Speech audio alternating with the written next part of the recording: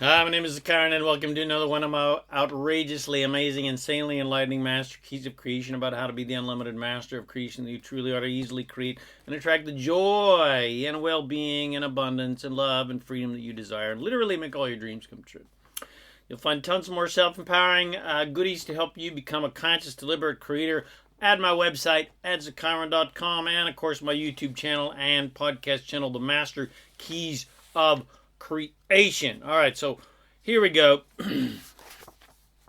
Why did I come to this world of conflict? Bum, bum, bum, bum. So, why did we, as immortal spirits, come into these physical bodies, into this world of great contrast and conflict? Well, the answer is quite simple, because great contrast of unwanted things provides great clarity of wanted things, which creates great growth and expansion. Unwanted, undesirable things provide great clarity about how and where to now flow your creative energy to create what you want. In other words, clarity about what you don't want helps you focus on what you do want to then create that desire into physical reality. It gives you clarity and focus. Where to place your powerful creative energy. Where humanity typically gets stuck is they keep banging the drum of unwanted things and don't focus, don't pivot, and then focus their creative energy upon wanted things. They don't use unwanted things to give them clarity and focus upon wanted things to create more wanted things. They keep preaching about and protesting against the problem, banging the drum of the problem, instead of focusing on the solution to create the solution. And of course they do that because they don't understand that they have the power to create what they want. Or even more simply put, contrast of unwanted things gives you direction, like a GPS signal telling you where to drive, which in an optimal situation is towards what you want, rather than what humanity typically does, which is drive away from what they don't want, or they try to kill what they don't want. But when you try to kill or get rid of unwanted things, you have a tendency to get lost heading down 1,000 pathways, none of which are towards what you want. When you came into these bodies as non-physical souls and jumped into this physical world with all of its contrast of beautiful and hideous things, we all knew that our infallible self-guidance system would always steer us towards what we wanted. We knew that our own source would always guide us towards what we wanted. Or to use the old terminology, we knew that God would always guide us towards wonderful things. And all we had to do was go towards good-feeling things, and we would be connected to our non-physical, unconditionally loving, divine nature as source. We were never worried that we would get lost, and go down the proverbial dark path, as it were, because we knew we had this infallible guidance system that always would guide us to good, fun things. But where humans go wrong is when they listen to and follow the very emphatic and often fear-based and lack-oriented and doubt-oriented guidance of other humans who are supposed to be wise because they are older than us, they speak with supposed authority, and are supposedly knowledgeable and aware. But alas, it is more often than not, with humanity's guidance, a case of the blind leading the blind. People acting like they know what they're doing, but they really fucking don't. And we are trained as children to follow the guidance of our blind parents and blind teachers and blind preachers and blind politicians and blind bosses, etc. and we are trained to listen to them because they allegedly know best for us, rather than following our own infallible self-guidance system that really knows best, and the infallible self-guidance system that says, if it feels good, do it. Contrary to what humanity says, if it feels good, oh, it must be bad, it must be wrong. And the more a person listens to and follows the limited, fearful, lack-oriented guidance from others, including family, friends, lovers, etc., and disregards their own inner guidance that is always guiding them to goodness, joy, love, infinite well-being, and abundance, the more people get off track from who and what they truly are as divine source. The key is always understanding which direction you are flowing your creative energy in the moment, whether it's towards limitation, hate, lack, victimhood, disempowerment, fear, doubt, prejudice, etc., or love and trust and faith and confidence and joy and abundance and empowerment. We came here as non-physical, immortal souls to look and feel through physical eyes and physical senses on the leading edge of thought and on the leading edge of creation to create new thought and new creations and have new visions and new inspirations and create new things that have never ever been created before. We did not come here to regurgitate the same crap that our forefathers regurgitated from their forefathers. When we came into these bodies onto this planet Earth, our intention was to interact with the broad spectrum of beliefs and thoughts and prejudices and spiritual beliefs and political beliefs and cultural beliefs, etc., and all of the contrast of unwanted things to give us great clarity about where to flow our creative energy, to create what we want and improve reality, to basically evolve this planet. And in the positively creative sense, this focus is towards wanted things, not towards unwanted things. We did not come here to try to change reality or fix something that is broken, because nothing is broken. We came here to create new, wonderful things. We did not come here to change the old world. We came here to create a new world. We came here to take thought beyond where it has never been before. And our inner guidance systems keep us on track towards this intent of new, brilliant, joyful creations, completely infallibly, all the time. It's just a matter of whether we're listening to that guidance and following good-feeling thoughts, or resisting that guidance and following the fallible guidance of humanity. We came here to experience our great power of creation in action, because there's nothing more delicious and exciting and fun and empowering than to be a non-physical, immortal, unlimited spirit, non-physically, spiritually, creatively, delightfully, joyfully, lovingly focused through a physical body, and witnessing the creation of our physical desires becoming something physical. In other words, turning our desires into things. And without the physical contrast of unwanted things, the experience would not be so tangible and exciting and delicious. It's like how good food is when you're really hungry, as opposed to eating when you have a full stomach. You want that dessert, but you're so freaking full that you can't possibly even think about eating it. The contrast of hunger makes you appreciate the delicious meal. If you're strictly non-physical with very little contrast, well, there are little or no drastic, tangible, big experiences.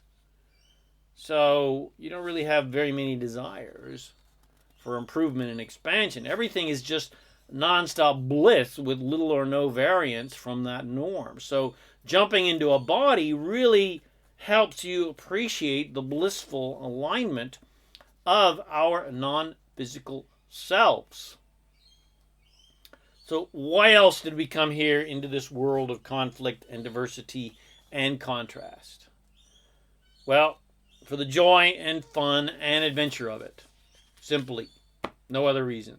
The contrast of unwanted things provides great clarity and focus about what you now want. And where the fun part starts is when you let go of unwanted things and you surrender the fight and stop resisting and fighting against unwanted things, and you stop fighting against a lack of things that you want, and you finally focus your unlimited, powerful, creative energy upon what you do want.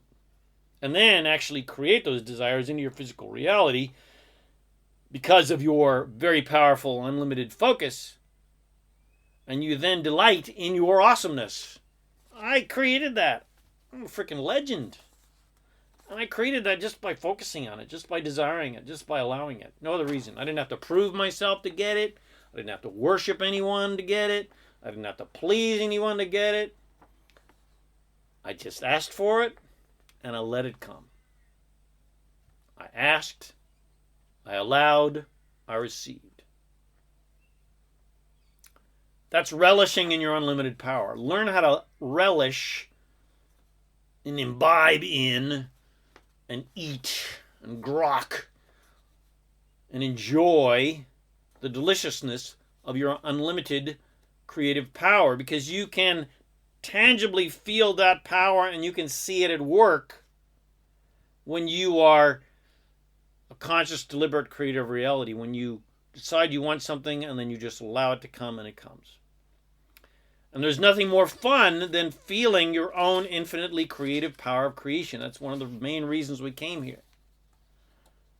Your natural state of being is 100% infinite joy, well-being, and abundance. And anytime you feel bad, you are thinking in limited ways and following some sort of guidance that is contrary to your natural state of joy, well-being, and abundance. Something that humanity sold you and you bought. In other words, you're thinking in limited ways. You've stepped out of alignment with your non-physical source frequency and your infinitely creative, unlimited life force. And heading down the proverbial dark path, as it were. This is the Force, young Skywalkers. The Force is your own unlimited power of creation that you have available to you 24/7, in unison with the entire universe of creation, which you are an integral part of and not remotely separate from, that you can use to literally create anything that you desire, including your own Millennium Falcon. You do not have to become a Jedi and get Jedi training and swing lightsabers around. You are already a Jedi. You are already a Jedi Master with the ability to just say, hey, Force, I want this. And the Force says, your wish is your command. So the non-physical source you, who is experiencing life in a human body, holds the unlimited, unconditionally loving source frequency for you 24/7. And so do animals and nature and the earth and babies and puppies and kittens. That's why we all love animals and nature and babies so much, because they still hold the source frequency. They haven't strayed from it and adopted limited beliefs and thinking like humans do. And children continue to hold this true nature of their being until humanity starts kicking it out of them and shaming it out of them and guilting it out of them and convincing them to follow their supposed well-meaning guidance rather than their own infallible inner self-guidance system that is always leading them to joy and more fun. Children inherently know how to guide themselves until their parents start usurping their self-guidance system for their own supposed wise guidance, which is often more fear-based oriented and doubt-oriented. But of course, this guidance is misguided. But father and mother do not know best. The best guidance that children know from the very beginning is that life is supposed to be fun, and to always go towards more joy and more fun and more love and more pleasure and more ecstasy and more deliciousness and more fun and more fun and more fun. But before too long, ignorant humans start convincing children that life is one big drama and conflict after another, and you got to fight for what you want, you got to prove your worthiness to get what you want, rather than the truth that life is one big comedy after another, and you don't have to prove anything to get what you want. All you have to do is just have fun and allow. And the universe will give you whatever you want that matches your joy. They convince their children that life and love and spirituality are serious, and life and death matters. Everything is a fucking drama on planet Earth. Everything is life and death and mortality and immortality and judgment, and it's a jungle out there. It's a jungle out there with more things to be aware of and be afraid of than are fun and loving and joyful. But that's the absolute opposite. There's more fun things and loving things out there than there are things to be afraid of. So the journey of humans then becomes a daily experience of being in alignment with Source when they feel good and focused positively and in alignment joyfully in unlimited, joyfully abundant ways, or out of alignment when they're feeling bad and focused in limited, fearful, and lack-oriented and doubtful-oriented and judgmentally oriented way. So, simply put, you are an unlimited, non-physical, immortal, infinite, divine spirit experiencing life in a human body for the joy and fun of it. No other reason. For the joyful fun of creation. That is why you are here. The purpose of life is joy, not prove your worthiness to some bearded God that is allegedly judging your behavior. You are here to sort through the contrast of unwanted things or less wanted things to give you clarity about what you want so that you can create that into physical reality. And then create those desires that match your happiness. In other words, get happy, have fun in enjoying the desire of the deliciousness of your desires, and then allow them to come. You're here to sort through the contrast of unwanted things or less wanted things to give you clarity about what you want, and then create those desires into your physical reality for the fun of it, for the power of it, for the joy of it. Not to prove anything or learn anything or earn anything, but just because you can and you want to. Because you have the complete freedom to create whatever you want. The purpose of life is joy, and the basis of life is complete freedom to create whatever you want. You have the complete power and freedom to create whatever you want. And your delicious desires are the reasons for the adventures of creation.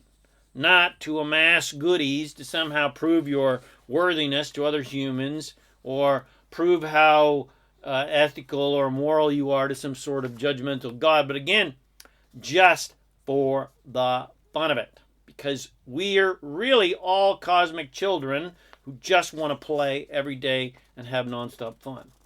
Because cosmic children just want to have fun. Adults take everything way, way, way too seriously and have bought the list of lies that says everything is serious and life and death or eternal bliss or eternal punishment, which is all complete dinosaur shit.